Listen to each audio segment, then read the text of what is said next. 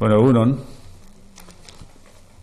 Beste behin ere, ohituratzat daukaguna jarraituz, etika publikoan aditua den persona baten inguruan biltzen zaituztegu, eta horretarako konbokatu zaituztegu gain zuzen ere, bere gogoetak entzuteko eta izan ditzakegun kezka guztiak berarekin partekatzeko. Badakizue, etika batzordearen aholkua dela, gomendioa dela, aspaldikoa, komeni dela etika kodearen printzipio eta baloreak zabaltzea, edatzea, gizarteratzea goikarguen artean. Goikarguak jakin dezaten etika publikoaren inguruko kontuak zer den, zertan gauzatzen den, zenolako ondorioak dituen, eta hori dela eta azken urteotan mintegi bi antolatzen ditugu, urtean zehar bat udaberrian gutxi asko, bestea uda goienean, gomendi hori jarraitzeko eta olako adituekin, etika publikoan jakintsuak direnekin gauzak, gogoetak, hausnarketak partekatzeko. Beste behin ere, eta horretan ere esan dezakegu, ohiturari jarraitzen diogula, mintegiaren aurkezpenari egin aurretik nahiko nuke aprobetxatu joan den urteko 2017 urteko memoriari buruzko zertzelada batzuk ematea. Hor kalean izan duzue, kanpoan izan duzue memoriaren alea, irakurri nahi baduzue, askatasun oso sartu dezakezue eta etxera eraman. Etika kodeak esaten du, etika batzordeak urtean behin bere memoria egindakoaren memoria egingo duela eta zabalduko duela, eta memoria horretan jaso beharko duela hartutako erabakien laburpena eta baita ere zenolako gomendio edo proposamenak egiten dituen. Etika kodeak esaten duelako, etika kodea bera eta integritate sistema hori aldakorra dela, tresna bizia dela, eta urtean egokitu beharra daukala errealitate urteko edo momentuko errealitate horretara. Eta hortik abiatuta etika batzordeak bere memorietan gomendio eta proposamenak egiten ditu, eta orain arteko ohitura izan da gobernuak bere egitea gomendio eta proposamen horiek eta etika kodera bertara eramatea. Horregatik etika kodeak hainbat aldaketa izan ditu, nahiz eta oraindik ere bide laburra izan. Gauza bat azpimarratu behar da memoriari buruzko azalpenak eman aurretik. Etika kodeak eta baita etika batzordeak biak 5 urte egiten dituzte urte honetan. 2013an sortu zen integritate sistema hau guzti hau. Etika kodea gobernuak, Eusko Jaurlaritzak maiatzaren 28an aprobatu zuen, 2013an alegia, eta urte horretan bertan, urriaren 16an sortu zen, eratu zen etika batzordea. Beraz, aurten betetzen dituzte batak eta besteak 5 urteak. Harrezkero, inolako zalantzarik gabe baieztatu daiteke, ibilbide bat egin duela, hainbat proposamen eta hainbat gogoeta egin dituela, 60 akordio hartu ditu, 60, doktrina trinko bat ezarriz eta orientazio bat ezarriz, jokabide bat azalduz, erreferente moduan hartua izan da baita ere, beste laterri batzuetan, beste autonomia erkidego batzuetan, gure inguruan etika kodeak hartutako eredua, bai Gipuzkoako Foru Aldundiak, bai Arabakoak, bai Bilboko udalak ere bere egin dituzte. Beraz, erreferentzia bat osatzen hasita dago eta ibilbide bat osatzen hasita dago, esperientzia ineditua izanik. Orain arte, aurrekinik ez duen esperientzia izanik. Bueno, como decía en euskera antes de proceder a la presentación del ponente de esta jornada de hoy, que como después señalaré es una persona, un auténtico referente en el ámbito de la ética pública entre nosotros, quisiera aprovechar, dedicar unos minutos, como viene siendo habitual, en la práctica que hemos implantado desde el año 2013, en que se puso en marcha la Comisión de Ética Pública. Me gustaría dedicar unos minutos a dar cuenta de la memoria de la Comisión de Ética Pública correspondiente al año 2017, que se ha editado a lo largo de los meses del verano y que no hemos tenido ocasión de hacer referencia a ella con anterioridad. Bueno, como viene siendo habitual, la Comisión de Ética Pública, por mandato del propio Código Ético, elabora anualmente una memoria en la que recoge, resume la actividad desarrollada a lo largo del ejercicio y formula propuestas y recomendaciones para mejorar el Código Ético, porque el propio Código Ético se califica a sí mismo como un instrumento vivo, adaptable, modificable, y de hecho han sido numerosas las propuestas de retoque, de reajuste, de actualización, de modificación que ha formulado la Comisión de Ética Pública, que el Gobierno ha cumplido escrupulosamente y ha llevado inmediatamente, en todos los casos, a incorporar a reformas formales del propio Código Ético, ¿no?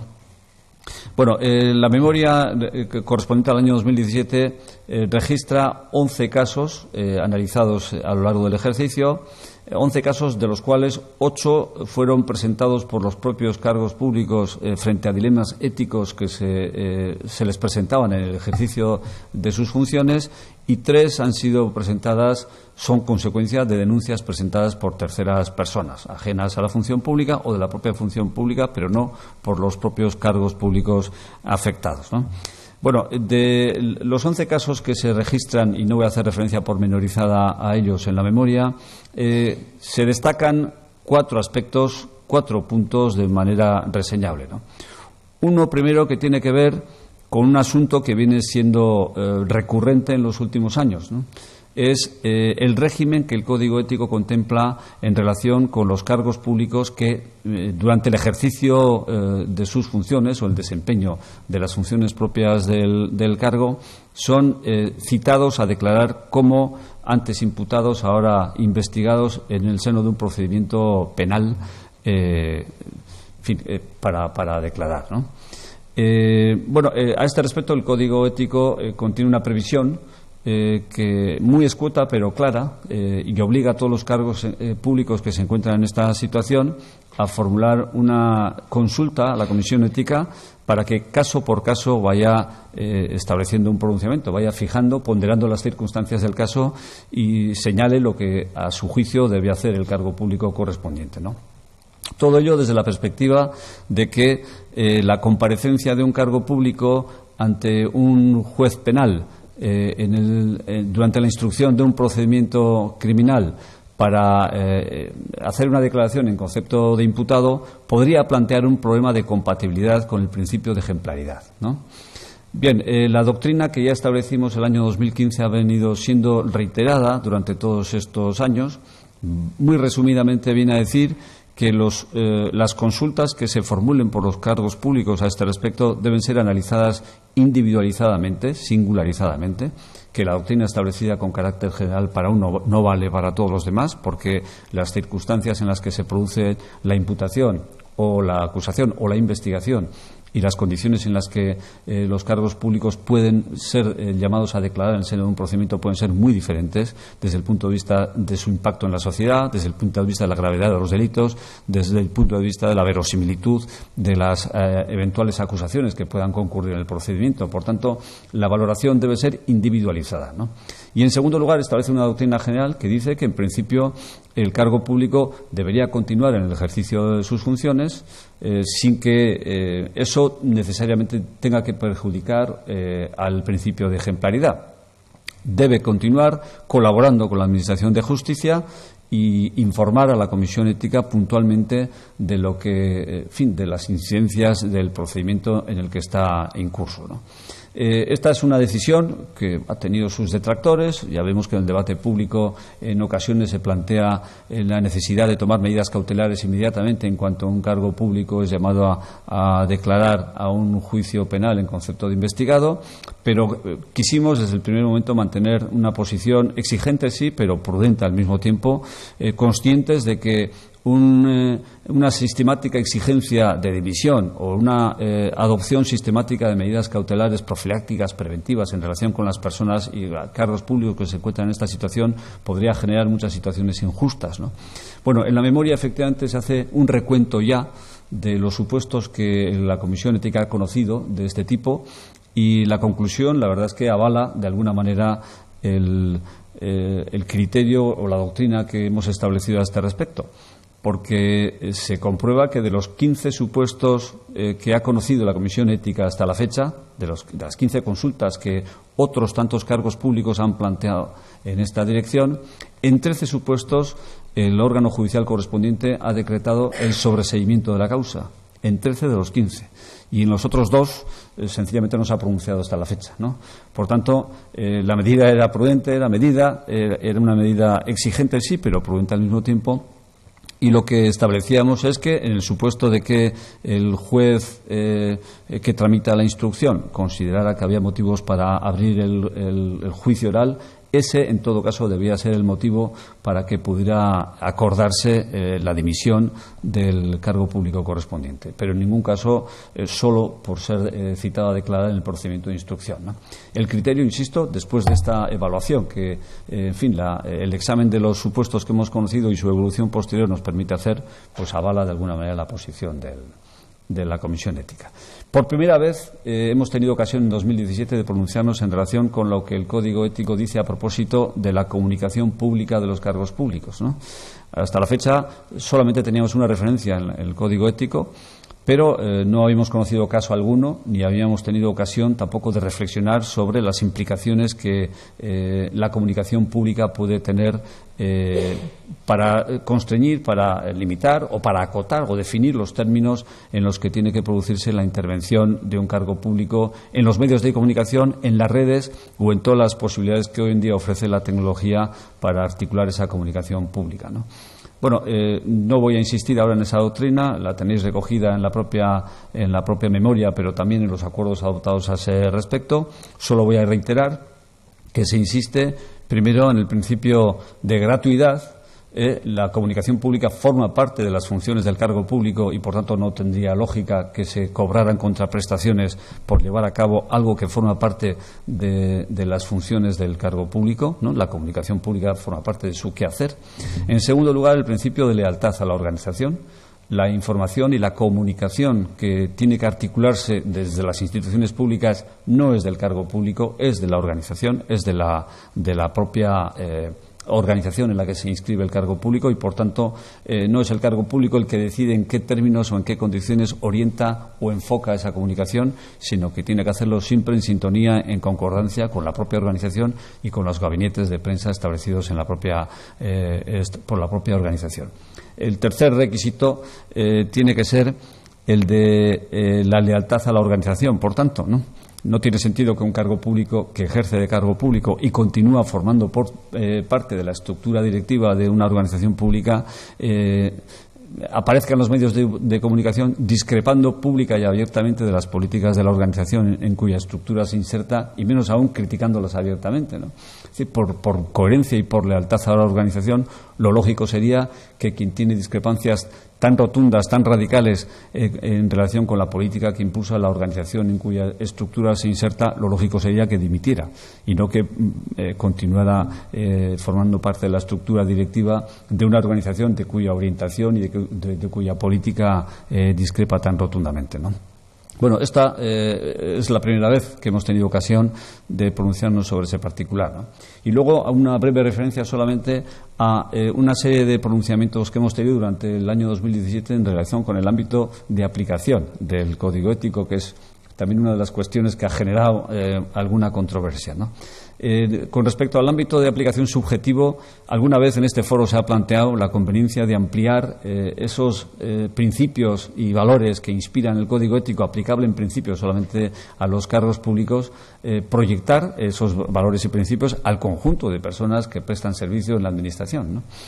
Hemos tenido ocasión de hacer una valoración y una reflexión al respecto con ocasión de una denuncia presentada por una persona contra la actuación de varias personas en el seno de la organización, entre las cuales había algunos cargos públicos y otros no. Entonces, chocaba el hecho de que los valores y principios recogidos en el Código Ético resultaran aplicables a los cargos públicos, pero en principio no aplicables a los empleados públicos, fueran funcionarios, estatutarios o laborales de la propia organización, ¿no? Entonces, en la medida en que la mejor doctrina en la materia lo que viene a preconizar es que los valores y principios deben predicarse de la organización, del conjunto de la organización y de todas las personas que prestan servicio en la misma, y no solamente de determinado colectivo, porque esto carecería de sentido. Lo que se formula es una recomendación para que en la futura regulación de la función pública se incluya alguna previsión en virtud de la cual se haga posible que estos valores y principios no se circunscriban estrictamente a los cargos públicos, sino que se proyecten también al conjunto de los empleados públicos a través de la fórmula que mejor convenga o que considere más oportuno el Gobierno, porque los valores y principios éticos, la exigencia e integridad se debe predicar de la organización en su conjunto y no solamente de determinado colectivo, ¿no? Y finalmente, con respecto al ámbito de aplicación temporal de la ley, del Código Ético. Bueno, el Código Ético en principio resulta vinculante a los cargos públicos a partir del momento en el que estos son nombrados y formulan su adhesión voluntaria al Código Ético, tal y como aparece previsto en esta, ¿no? Nos habíamos encontrado con algunos supuestos en los que existen denuncias contra un cargo público por actuaciones cometidas en el periodo intermedio entre su nombramiento oficial y su adhesión formal al Código. Es decir, que hay un plazo de 15 días establecido en el Código y en ese término se había producido alguna actuación, probablemente contraria al Código, pero en principio en un momento en el que el Código no resultaba jurídicamente vinculante, ¿no? En ese supuesto concreto no veíamos otra solución. Dijimos que esa persona estaba fuera del ámbito de aplicación y, por tanto, no le era exigible la conducta establecida en el Código porque esa adhesión formal todavía no se había producido. Pero lo que hacemos es una recomendación al Gobierno para que retoque el Código en los términos que resulten necesarios para evitar algo que resulta chocante. Y es que una persona que ha sido formalmente nombrada ya para un cargo público no quede materialmente exenta de la aplicación de las previsiones del Código por el hecho de que no haya formalizado todavía su adhesión, porque esto pues no lo comprende nadie y resulta un poco difícil de asimilar desde el punto de vista de la coherencia. Estas son básicamente las recomendaciones que se recogen en la memoria de la Comisión de Ética Pública del año 2017, que, insisto, tenéis a vuestra disposición. Es ya la cuarta que se publica, porque la primera recogía el año 2013 y el año 2014. Hay que recordar, antes lo he hecho referencia a ello, que la Comisión de Ética Pública se constituyó en octubre del año 2013 y que, por tanto, su actividad se desarrolló solamente durante 3 meses y la incorporamos en la memoria correspondiente al año 2014. Bueno, eta hori guztia esanda, ya guazen gaurko ponente orkestera. Bueno, antes se ha adelantado, efectivamente, que la persona que hoy va a dirigir el coloquio es un auténtico referente en el ámbito de la ética pública entre nosotros, ¿no? Cualquiera que se aproxime a la bibliografía al uso en este ámbito se encontrará inmediatamente con algún libro, algún título, algún artículo publicado en revista especializada suscrito por Manuel Villoria, que es la persona que dirige y que nos acompaña hoy, ¿no? Manuel Villoria es catedrático de Ciencia Política. Además, además de la formación específica en el ámbito de la ciencia política, porque es doctor en Ciencia Política y Sociología, tiene formación jurídica, es licenciado en Derecho y en Filología, ¿no? Pero lo que justifica su presencia aquí, más que su formación académica general, es la dedicación intensa que ha tenido a las cuestiones relacionadas con la Administración en general, pero particularmente a la ética pública en particular, ¿no? Tiene más de 200 títulos, insisto, entre libros y artículos publicados en revistas especializadas relativas a esta cuestión.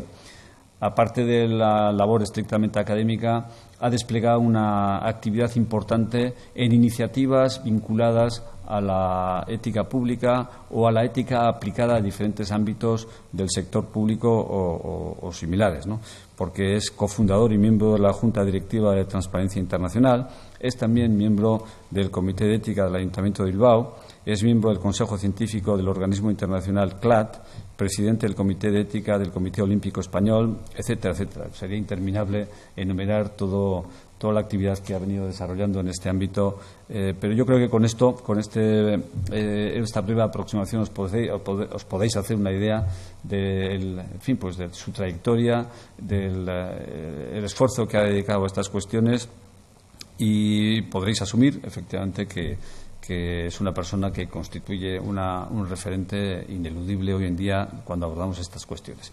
Cuando contactamos con él para que formara parte de este seminario de hoy, nos propuso dos alternativas y, bueno, finalmente nos pareció que podría ser interesante que departiera sobre el título que aparece, creo, recogido ahí, ¿no? Sí, la evaluación de riesgos de integridad en las organizaciones públicas, ¿no? Yo no voy a insistir más, no voy a alargarme más. Manuel, pues te cedo la palabra para que abordes la cuestión como te parezca y luego, como es habitual, pues daremos lugar a un coloquio en el que los asistentes y las asistentes podrán hacer las preguntas, plantear las dudas que les haya suscitado tu intervención. Eskerrik asko. Egunon, muchísimas gracias por la invitación. Es para mí un honor estar con todos ustedes en este momento. Creo que la Comisión de Ética del Gobierno vasco es una referencia en todo el Estado y además ha conseguido un prestigio importantísimo y por eso pues quiero decir que para mí es un honor estar aquí con todos y todas ustedes. Yo les voy a hablar de evaluación de riesgo de integridad en las organizaciones públicas. Antes sí quiero decirles que soy catedrático de la Universidad Rey Juan Carlos, lo cual en este momento puede parecer complejo y difícil de llevar. Es un baldón que uno lleva con sufrimiento, pero también tengo que decirles que nunca he negado que soy profesor de esa universidad, porque creo que hay miles de alumnos y de profesores que hacen un trabajo extraordinario, pero es cierto que los directivos de esta universidad dejaron que creciera un tumor y ese tumor casi lleva a la universidad a la muerte, ¿no? Esperemos que lo extirpen adecuadamente. Bien, dicho esto, lo primero es cierto que hablamos más de integridad que de corrupción. Últimamente algunos me dicen integridad es la forma de hablar de corrupción sin nombrar la palabra, pero no es cierto porque la integridad en términos personales es una cualidad que nos lleva a actuar de acuerdo con unos principios, con unas normas, con unos valores que son relevantes en cada caso. Es decir, yo soy íntegro como padre cuando actúo de acuerdo con los valores, normas y principios propios de un buen padre, y soy un buen funcionario cuando actúo de acuerdo con los principios, normas y valores propios de un buen funcionario. Entonces, la integridad está íntimamente conectada a los principios, a las normas, a los valores que el Código Ético, por ejemplo, del Gobierno vasco establece. Y desde la perspectiva más institucional y más organizativa, pues es el intento por parte de las organizaciones de conseguir el alineamiento y apropiación de valores éticos, de normas compartidas por parte de todos los integrantes de una organización para proteger y priorizar el interés público sobre los intereses privados, ¿no?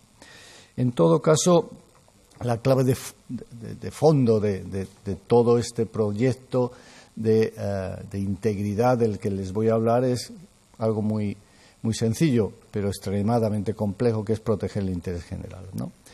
Es importante, como les decía antes, que no confundamos integridad con corrupción, porque es cierto que la integridad va más allá de la corrupción, ¿no? Es decir, que hay violaciones de la integridad que son propiamente corruptas, un soborno, una malversación, un fraude, pero hay otro tipo de actividades que no son tan claramente corruptas y que pueden no ser íntegras, como la gestión de algunos conflictos de interés de forma no muy adecuada, como el uso inapropiado de autoridad en el servicio público, el mal uso y la manipulación de la información, el tratamiento inapropiado de los colegas, de los superiores o de los subordinados, el desperdicio o el despilfarro, en fin, incluso algunos indican que la mala conducta en tiempo privado, sobre todo cuando uno es un alto cargo, también es un elemento que atenta contra la integridad. Por ejemplo, si alguien abusa sexualmente fuera de su tiempo de trabajo de alguien y es un alto cargo, está, creo que, actuando de forma no íntegra, no solo personalmente, sino también como alto cargo por el daño que hace al servicio público. En todo caso, la evaluación de los riesgos de integridad puede hacerse a nivel de país, que es lo primero que les voy a hablar, esto que llamamos la evaluación de los sistemas nacionales de integridad a nivel de sector y a nivel de organización, en todas sus múltiples posibilidades, ¿no? No obstante, antes me van a permitir una pequeña referencia al problema de fondo que muchas veces nos arrastra a desarrollar políticas de integridad, que es la corrupción. Es cierto que la corrupción es un concepto complejo, muchas veces no sabemos muy bien de qué hablamos de corrupción, usamos un concepto en general que dice que es el abuso del poder concedido fiduciariamente para beneficio privado, sea directo o indirecto, esa es la definición general. Bien, se podría criticar más o menos, pero lo que es cierto es que la corrupción es un problema importante en el marco del Estado español y sobre todo es un problema socialmente importante. Les voy a dar algunos datos.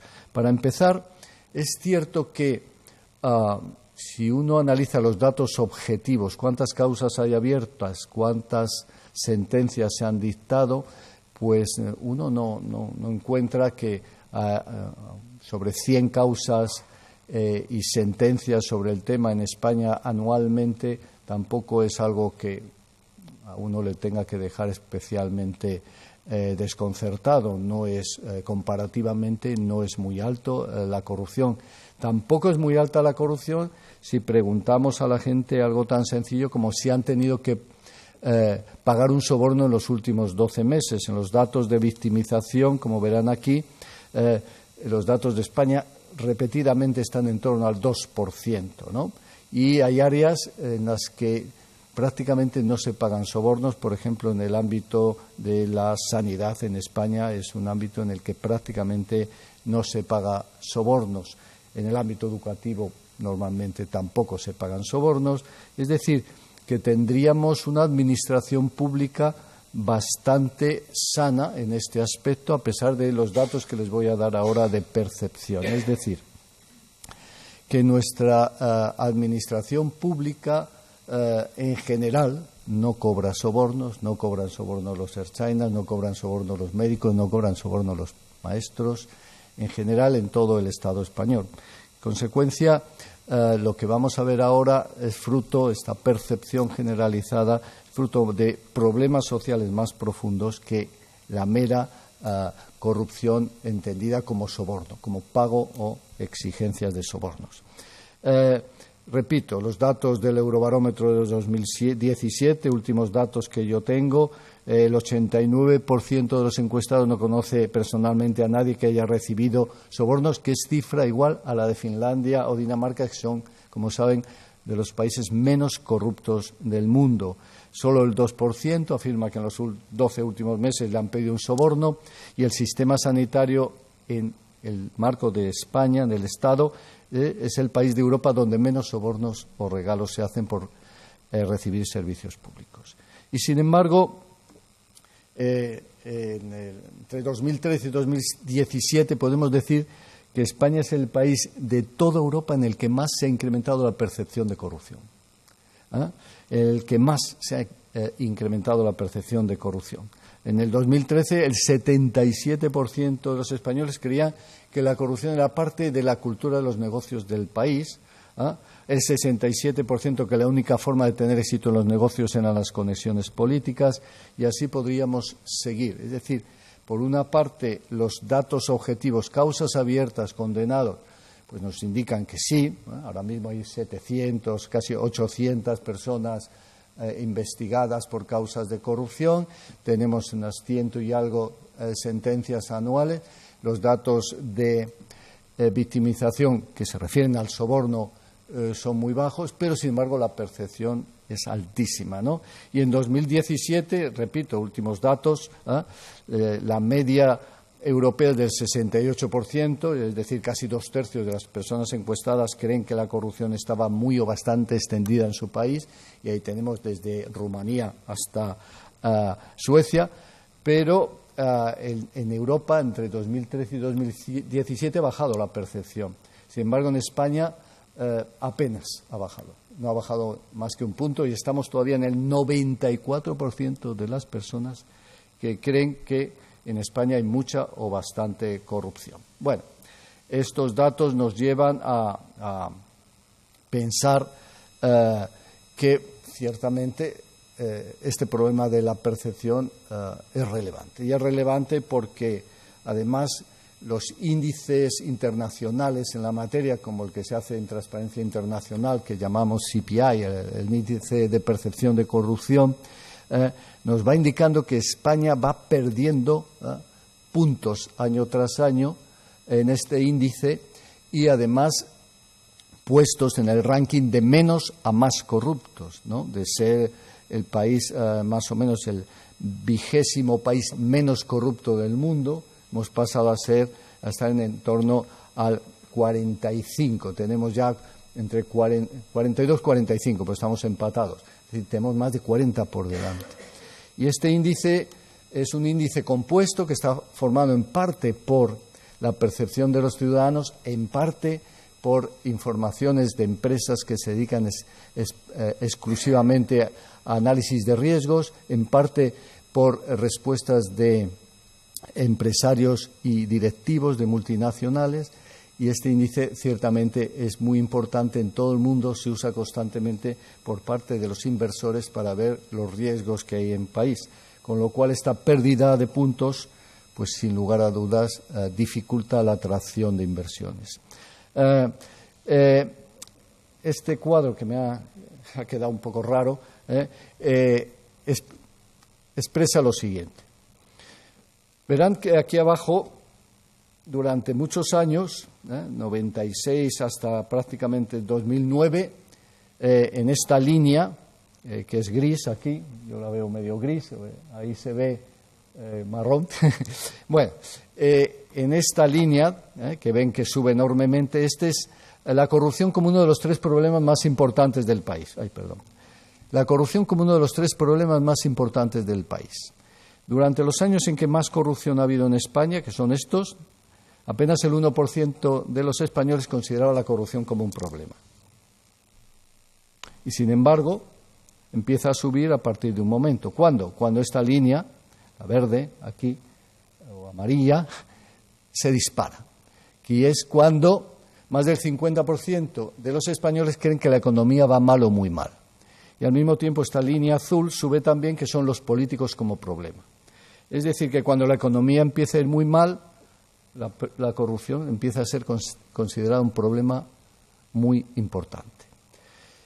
Y cuando la economía iba muy bien, no era considerado un problema. Con lo cual, ahí hay una situación, y es que hay que considerar una situación que es ciertamente, se ha disparado la percepción de corrupción, todo esto que vemos, a partir de la crisis económica. Pero no solo por la crisis económica, sino también por la respuesta a la crisis económica. Es decir, en nuestras encuestas sale que la austeridad, lo que han sido las políticas de austeridad, han sido muy dañinas para la sociedad, y la sociedad ha visto, junto a políticas de austeridad, escándalos constantes. El resultado ha sido la indignación, ¿no? Y esta indignación se ve en esta encuesta. Algunos dirán, entonces, cuando vaya la economía bien, dejará de ser la corrupción un problema. Y, sin embargo, no lo tengo tan claro, porque cada vez hay menos diferencias. Es decir, en un determinado momento verán que la diferencia era enorme, más de casi el 80% creían que la economía iba mal o muy mal, y, sin embargo, apenas el 10% creían que la corrupción era un problema. Y esto se ha ido acortando, con lo cual yo creo que empieza a haber una cierta capacidad cognitiva por parte de los ciudadanos de que la corrupción es un problema importante, independientemente de cómo vaya la economía. Es un cambio cognitivo. También es cierto que España se ha convertido, junto a Finlandia, en el país de Europa que más rechaza la corrupción, y por lo menos en las encuestas, y esto implica que hay un cambio social que también explica el nivel de exigencia con el que la ciudadanía está juzgando a la clase política hoy en día. El nivel de exigencia es enorme. Tenemos niveles de exigencia suecos, cuando antes teníamos niveles de exigencia casi africanos, y esto explica una gran parte del problema. Entonces, resumiendo todo esto y yendo a donde quiero ir, verán ustedes, cuando yo volví de Estados Unidos de mi beca Fulbright, surgió el caso Roldán. Y yo les animo a ver cuál era el marco institucional que había entonces y cuál es el que hay ahora. En el Código Penal, en normativa de transparencia, en códigos éticos, ha cambiado enormemente. Y, sin embargo, segundo problema más importante para los españoles, la corrupción. Percepción de corrupción generalizada. Algo hemos hecho mal, ¿no? Se han desarrollado enorme cantidad de normas, se ha avanzado en la transparencia aquí en el Gobierno vasco de forma extraordinaria, los códigos éticos, y, sin embargo, esta percepción es terriblemente alta. ¿En qué nos hemos equivocado? Bueno, esa sería la gran pregunta a la cual voy a intentar dar respuesta. Yo creo que una de las causas fundamentales por las que tenemos esta percepción tan elevada tiene que ver, lógicamente, como les decía antes, con las constantes noticias de corrupción, constantes, además con juicios y procedimientos que duran 10 años, pues claro, la misma noticia todos los días parece que son 1000 casos cuando es la misma, pero al mismo tiempo con políticas de austeridad que han recortado derechos y que han indignado a la gente junto a estos escándalos. Pero al mismo tiempo, yo creo que uno de los problemas fundamentales ha sido que las políticas anticorrupción o prointegridad han sido reactivas casi siempre. Escándalo. Creamos en su momento la Fiscalía Anticorrupción. Los escándalos de Felipe González llevaron a la Fiscalía Anticorrupción. Escándalo. Empieza a haber escándalo, la Ley de Transparencia. Pero lo que ha faltado siempre ha sido lo que desde Transparencia Internacional se viene insistiendo, que es la visión holística. España se comprometió cuando firmó el Convenio de Naciones Unidas contra la Corrupción a hacer un gran plan estratégico de lucha contra la corrupción. No lo hemos hecho. Y esto implica ser capaz de ver toda la dimensión del fenómeno, todos los pilares del sistema y analizarlos adecuadamente. Es decir, si ustedes analizan el poder legislativo, el modelo de evaluación nacional de integridad consiste en identificar todos los pilares del sistema, desde las empresas a la sociedad civil, a los partidos políticos, a los poderes, a los órganos de control, identificar a todos los pilares del sistema y analizar para cada uno de ellos toda una serie de variables. Primera variable tiene que ver con si cada uno de los pilares puede desarrollar su actividad con capacidad y competencia. Poder legislativo, analicemos. ¿Tiene medios? El consejero ha estado muchos años en el Parlamento. ¿Tiene medios suficientes? ¿Hay asesores suficientes para hacer el trabajo? ¿Se puede controlar efectivamente al Ejecutivo? Ese poder legislativo, segundo, ¿tiene verdadera independencia con respecto ese poder legislativo tiene verdadera independencia con respecto al poder ejecutivo? ¿Tiene capacidad, verdad, de controlarlo? Segunda pregunta importante. Tercera pregunta importante, ¿tiene transparencia? ¿Desarrolla su actividad con suficiente transparencia? Cuarto, ¿rinde cuentas adecuadamente? ¿Ante quién rinden cuentas nuestros diputados? ¿Cómo rinden cuentas? Y quinto, ¿qué niveles de integridad tienen? El sistema, tienen códigos éticos, regulan los conflictos de intereses, etcétera, en el Parlamento. Y finalmente, ¿cuál es el papel del legislativo en la lucha contra la corrupción? Eso se evalúa en las normas y en la práctica. Puede que las normas digan una cosa y luego la práctica diga otras, ¿no? Entonces, cada uno de los pilares nosotros lo evaluamos en el marco de un proyecto europeo que unió a todos los países de Europa y luego hicimos más o menos análisis comparativos, y la verdad es que evaluar todo el sistema es verdaderamente fascinante cuando ves todo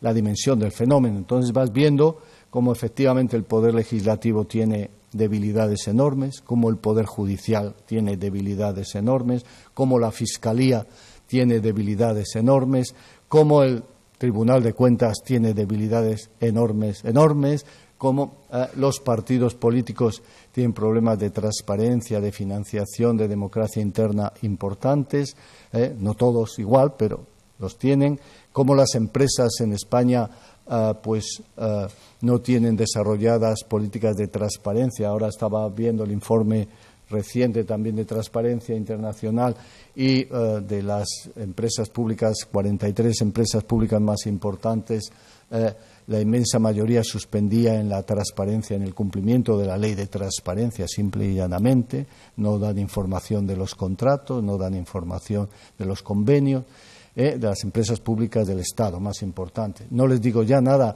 de las empresas privadas, de las del IBEX, pues nos encontramos con que nuevamente solo 2 cumplían con los requisitos que establece la ley de transparencia.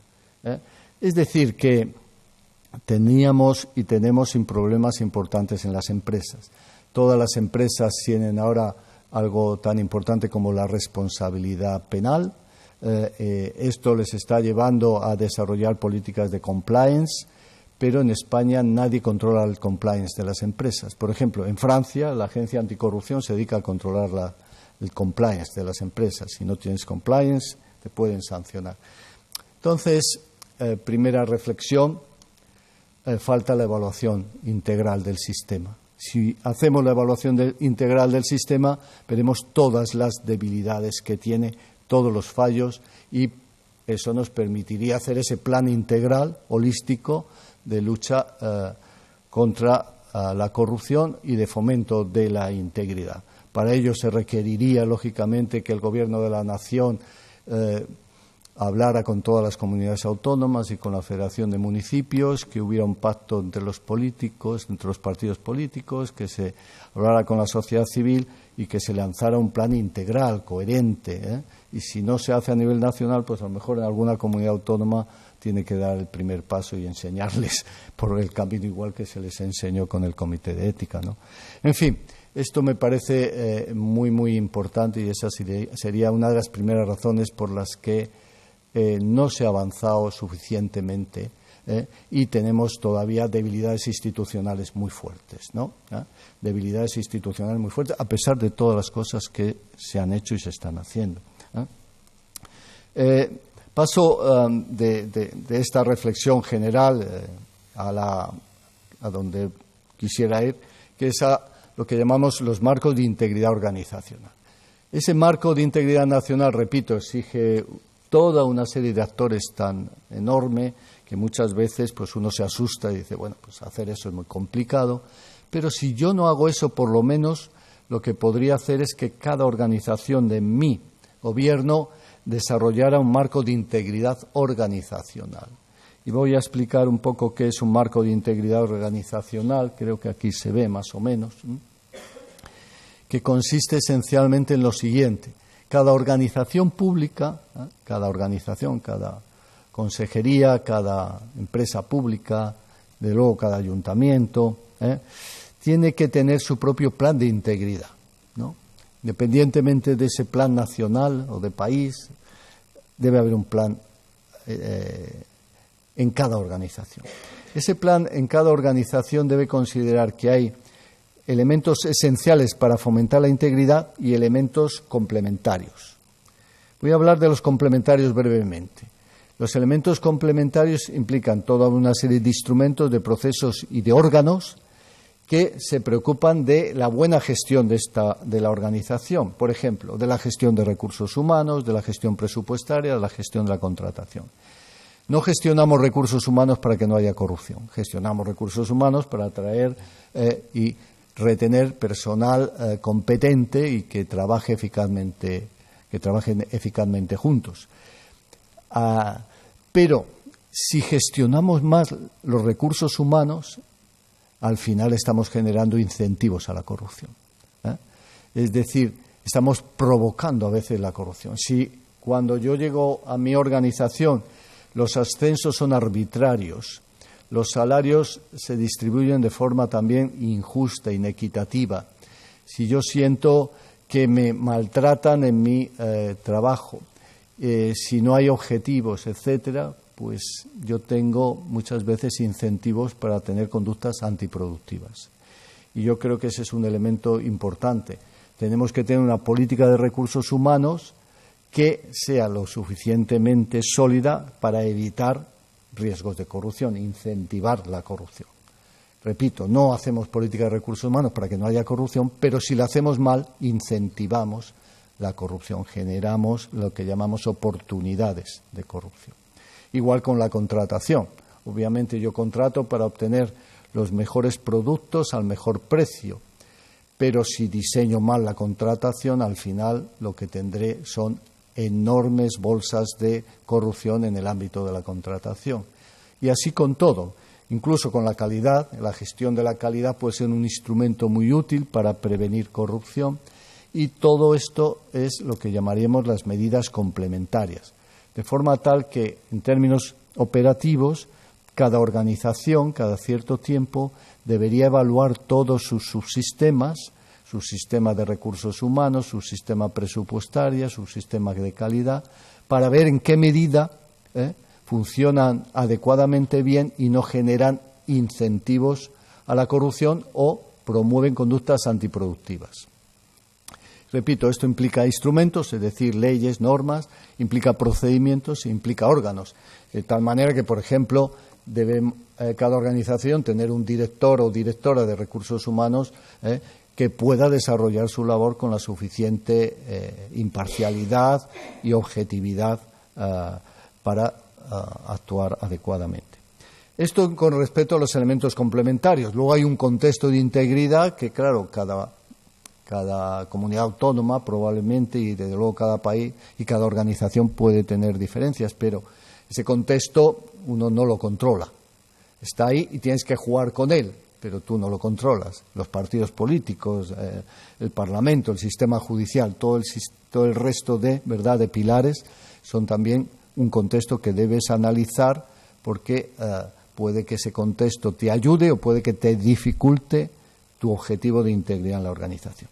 Finalmente entró en lo esencial de esta conferencia, que es los elementos esenciales del sistema de integridad. En todo esto siempre hablamos de instrumentos, de procesos y de órganos. Todo diseño de una política de integridad tiene que tener instrumentos, leyes, normas, tiene que tener procedimientos y tiene que tener órganos adecuados, ¿no?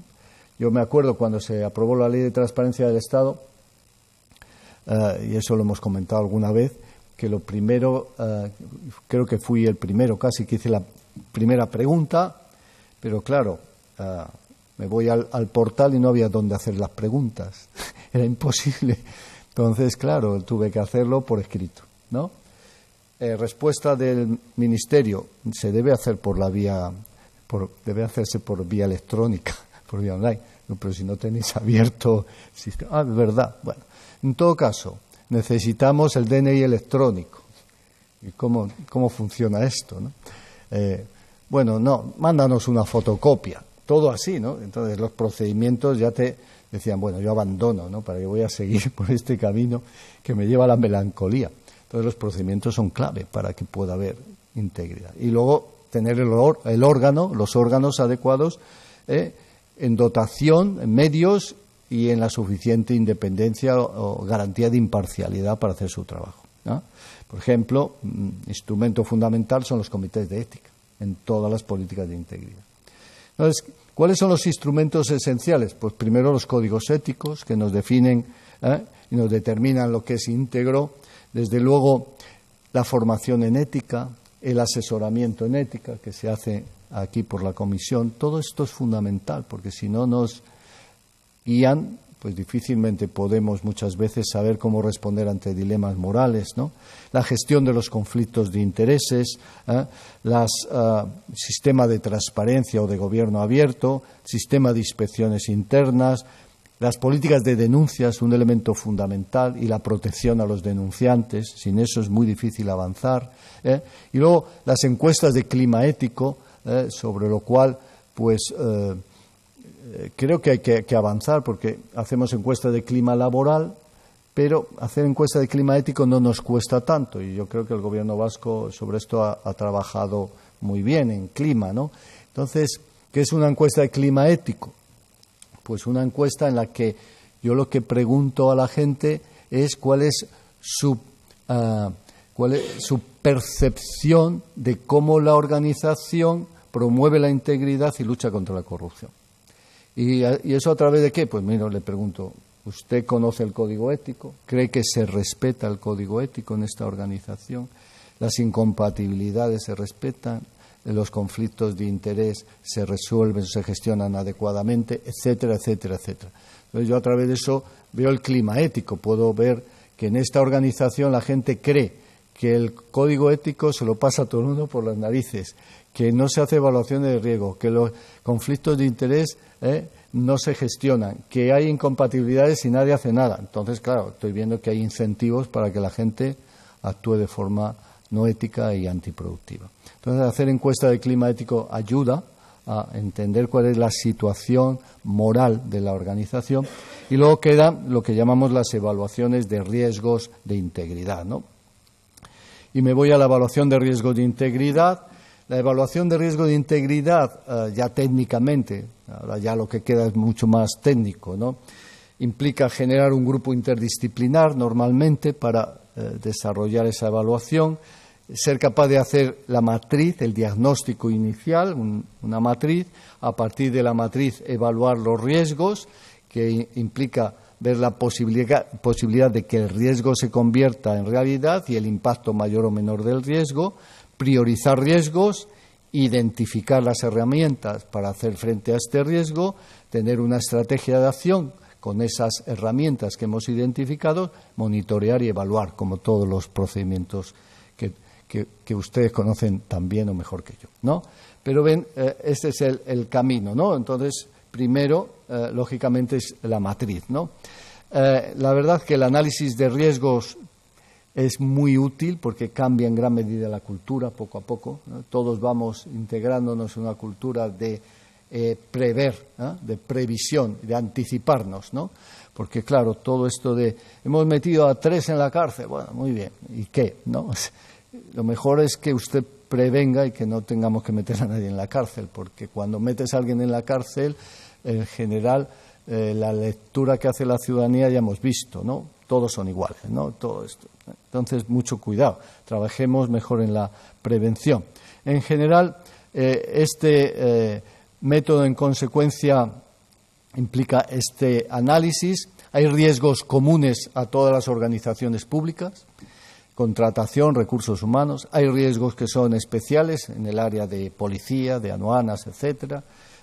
Y luego hay ejemplos comunes de situaciones de riesgo que deberíamos considerar. Me voy a la matriz. Ahí en esta matriz que la he tomado de la Unión Europea, esencialmente, ¿no? Del sistema de la Comisión. Tenemos aquí arriba los permisos, aquí está, permisos y licencias, recolección de pagos. Estos son áreas de riesgos. Donde hay permisos y donde hay licencias hay riesgo. Donde se recolectan pagos o tasas hay riesgo. Donde hay subvenciones, convenios o subsidios, riesgo. Contratación en toda la preparación, en el otorgamiento, en el control. En los pagos hay riesgos, en las inspecciones hay riesgos, en las ejecuciones de obras, etcétera, hay riesgos. En la resolución de recursos, incluso en los archivos hay riesgos, ¿no? ¿Y cuáles son los riesgos que hay? Pues generalmente el contacto con terceras partes, los conflictos de interés, el contacto con información confidencial, la utilización de materiales, el dinero en metálico, por ejemplo, la conducta inapropiada sin control. Hay obviamente personas, eso que llaman street level bureaucracy, que son difícilmente controlables. Un ertzaintza, pues no vamos a tener un ertzaintza detrás de cada ertzaintza, ¿no? Entonces, el monopolio en la toma de decisiones, eso es muy famoso desde Klitgard, ¿no? Donde te dan monopolio en la toma de decisiones hay un riesgo. La posición de poder o de control, la discrecionalidad elevada. Todo eso son, como ven, elementos de riesgo que se conectan con áreas de riesgo y el resultado, pues bueno, puede ser, como ahora veremos, riesgos mayores, riesgos menores, ¿no? Luego, es cierto que, por ejemplo, cada una de estas situaciones de riesgo se pueden subdividir. Por ejemplo, en la contratación, momentos de riesgo, pues hay en la fase inicial, desde la evaluación de la necesidad a los borradores de los documentos a usar, al informe de precualificación. Hay riesgos en la fase de adjudicación y control, desde la evaluación de las ofertas en las actas, desde el texto del contrato firmado, de las renegociaciones y los cambios, las enmiendas, en fin, y hay riesgo, sin lugar a dudas, en la fase de pagos, ¿no? Una vez que tenemos está identificada la matriz, el siguiente camino es empezar a pensar en la prevención. Bueno, tengo un riesgo, ¿cuáles son las medidas de prevención que deben existir? Probablemente muchas estén ya tomadas, y si no están tomadas empiezo a hacer análisis. Desde luego, en medidas generales, pues son todas las regulaciones sobre integridad, conflictos de interés, sobre contratación, los códigos éticos, los sistemas de recursos humanos, los sistemas de adhesión a los códigos. Desde luego, el liderazgo ejemplar son elementos de prevención que tenemos que analizar, si están o no están, si existen o no existen, en qué medida estamos en ese ámbito trabajando adecuadamente. Y luego hay medidas específicas dentro de estas medidas generales, como por ejemplo la doble firma en muchos casos, o el principio de los 4 ojos, las rotaciones en puestos, por ejemplo en la contratación conviene cada cierto tiempo rotar a las personas, la separación de funciones. Luego hay medidas de detección, que son muy importantes, ¿no? Por ejemplo los sistemas sucesivos de reporte interno, ¿no? Los puntos de contacto que pueden ser muchas veces internos en la administración, los interventores, los inspectores te pueden ir dando información, los puntos de reporte externos puede ser la policía, la fiscalía, los puntos de contacto y de control externos, los sistemas de encuestas de clima ético, etcétera. Los algoritmos hoy en día, ¿no? Y los sistemas de alerta son importantísimos como detección. Yo tengo todas las normas, pero luego tengo que detectar. Y finalmente tengo que reaccionar con medidas de formación, de guía y de consejo, de sanciones internas o de sanciones externas, ¿no? En fin, un ejemplo de las alertas, ¿no? Que es uno de los temas de hoy en día de detección más modernos, todo el sistema de alertas. Esto de utilizar, la verdad que los Big Data, la utilización de los Big Data es muy, muy interesante, por ejemplo, con conflictos de interés. Te empiezan a sacar información muy, muy relevante, ¿no? Porque todo lo tenemos ahí situado, toda nuestra vida está en la red, y la de nuestra familia también, y en consecuencia un buen sistema de alertas y con los algoritmos adecuados da muchísima información, ¿no? Entonces, hay los repositorios de información de contenido relevante, por ejemplo, permiten identificar riesgos a través de indicadores cuantitativos y cualitativos, con una parametrización de los indicadores, con un buen soporte informático y con una buena intervención en las alertas. Pues bueno, yo creo que este es un sistema que ayuda mucho. Un ejemplo de alertas rojas cualitativas en contratación que se están usando, ¿no? Si en la preparación e inicio del procedimiento, quien se encarga de redactar los documentos de la licitación insiste en contratar a una empresa externa para ayudar a redactar la documentación. Alerta, ¿no? Comportamientos inusuales de los empleados en la planificación, en la preparación. El contrato es innecesario, se observa que hay una falta de necesidad, la inversión es injustificable económica o socialmente, los bienes necesitados son sobreestimados, ¿no? En esta fase también la complejidad de los términos de referencia es una alerta, o que se elige un procedimiento negociado, o que hay criterios de selección y concesión injustificados, en fin. Y así sucesivamente, las alertas son instrumentos muy interesantes en la fase de detección, ¿no? En todo caso, una vez que tenemos la matriz y hemos hecho todo este trabajo de análisis, la clave ahora es determinar prioridades, ¿no? Y los riesgos tienen que ser pesados y medidos. Entonces hay probabilidades de riesgo, hay riesgo a lo mejor 1 con probabilidad 0 y hay riesgos con probabilidades más del 50%, ¿no? Entonces, donde tenemos riesgos muy altos, pues ya tenemos una alerta. Pero luego hay el impacto. El impacto puede ser pequeño, limitado, importante, serio o de desastre, ¿no? Si identificamos en la matriz, de acuerdo con el análisis, que hay un riesgo que es de más del 50% y que puede llevar al desastre, pues es evidente dónde está la priorización. Entonces, esa es la priorización que hay que hacer. Y finalmente, pues hay que desarrollar planes de acción, ¿no? El plan de acción va vinculado, obviamente, a que los riesgos pueden ser aceptables, pueden ser dañinos o críticos, y frente a ello nos encontraremos con que las medidas existentes pueden ser suficientes, parciales o insuficientes, y el plan de acción se centra, ¿verdad?, en cerrar estas coberturas de riesgos parciales y sobre todo las insuficientes, ¿no? Entonces, al final tenemos que aclarar muy bien, una vez que he identificado dónde está el riesgo, he identificado a través del análisis dónde están los problemas, he identificado que este riesgo determinado tiene un sistema de prevención, de detección y de sanción, pongamos, insuficiente, pues tengo que tomar las medidas y ahí tengo que aclarar cómo se van a llevar adelante, quién es responsable de cada medida, qué medios son necesarios para poder llevar adelante las medidas, cómo se va a controlar la calidad del trabajo, cuándo se van a llevar adelante, si es a corto, si es a medio o a largo plazo, ¿no? Y cómo informar también a los afectados de que estamos trabajando en este ámbito, ¿no? Finalmente, una buena evaluación de riesgos implica una revisión crítica, ¿no? Una revisión crítica en la cual yo, tras todo este trabajo, tengo que preguntarme, oiga, ¿y estas medidas que voy a adoptar son claras para todos? Voy a ir cerrando, ¿verdad?, la red para evitar que sigan pasando conductas antiproductivas, y voy a adoptar toda una serie de medidas, pero, oiga, estas medidas son claras para todos, son transparentes, la opacidad en estos casos no es positiva, ¿no?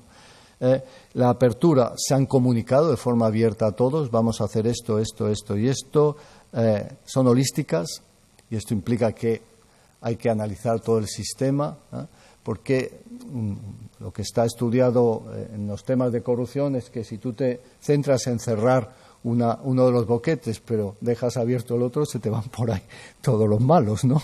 Es decir, tienes que ver si te quedan brechas en el sistema, siempre habrá algún problema, siempre habrá alguna brecha, pero tú tienes que cerrar los grandes bloques, las áreas de riesgo crítico, ¿no? La coherencia, muchas veces hay contradicciones entre las medidas, este es uno de los problemas típicos de cuando lanzamos medidas de este tipo, porque por un lado a lo mejor te centras mucho en la legalidad, pero ves que la eficacia empieza a ser profundamente dañada. Eso lo estamos viendo hoy en día en muchos sitios con la aplicación talibán de la ley de contratos, que puede paralizar todo el servicio público, ¿no? La relevancia, las medidas están actualizadas, luego son estables y válidas a medio plazo. Otro de los problemas son esas medidas, repito, que surgen para un momento, pero dentro de un mes no tienen sentido. Bueno, pues mejor trabaja a medio y largo plazo. Luego la eficiencia, otro de los temas que siempre, últimamente yo creo que hay que reflexionar, ¿no? Que es, estas medidas son proporcionales al resultado, ¿no? Porque podemos intentar corrupción cero, pero yo les digo que la mejor forma de corrupción cero es cerrar todo. El gobierno, cerramos todo, nos vamos todos a casa y corrupción cero. Pero, por lo menos en el sector público, pero sabemos que eso es imposible. Entonces, cuando uno toma medidas de estas, es evidente que hay que hacer análisis de proporcionalidad y de responsabilidad, ¿no? Y bueno, y dice, no, se me puede saltar. Bueno, pues bueno, yo sinceramente, términos muy prácticos, me parece absurda esa preocupación muchas veces de las intervenciones por ver si el taxi se ve claramente si son 12,3 euros o 12,5 euros y te lo devuelven. Mientras tanto, el despilfarro en las grandes obras públicas ha sido espectacular en todo este país, miles de millones despilfarrados. Eso sí, perfectamente el expediente. El expediente era perfecto, el interventor lo pasó. Ahora bien, te va a devolver un taxi porque no dice si era del aeropuerto a la consejería, ¿no? Bueno, mire usted, yo creo que esos esfuerzos son absurdos y céntrense en lo importante, ¿no? Si son conocidas por toda la organización, todas estas medidas, si son aplicables, porque hay algunas medidas que a lo mejor para ciertas organizaciones son aplicables, para otras, por su dimensión y por su formación, no son posibles. En ciertos ayuntamientos sabemos que todo esto es difícilmente aplicable si no tiene ayuda del gobierno correspondiente de la Diputación. Y la aceptación, muchas veces, si generas mucho rechazo, al final estas medidas difícilmente se implantan, y luego si realmente se están llevando a efecto, ¿no? Bueno, pues con todo esto creo que he hecho este panorama, ¿no?, de lo que sería la evaluación de riesgos en general, desde lo que sería la evaluación de riesgos nacional con todos los pilares e intentar ver de generar políticas integrales de prevención y lucha contra la corrupción y de fomento de la integridad, y luego en cada organización la necesidad de hacer estos marcos organizacionales de integridad, de evaluar las políticas complementarias y de tener, en la medida de lo posible, todos los instrumentos esenciales para fomentar la integridad, desde los códigos éticos a la protección de los denunciantes, pasando por estas evaluaciones de riesgo. Pues nada más, muchas gracias y encantado de estar aquí con todos ustedes y de someterme a las preguntas, cuestiones que quieran hacerme.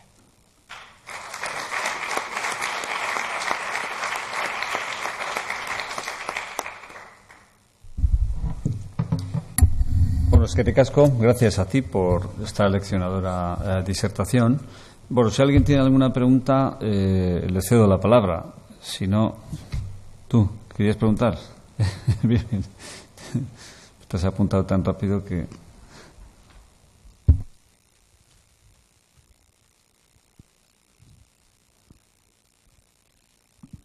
Sí, buenos días, Egunon, y muchas gracias. Lo primero, muchas gracias por esta interesante charla, ¿no? La verdad es que a medida que se iban desarrollando la intervención del ponente, a mí me han ido surgiendo ideas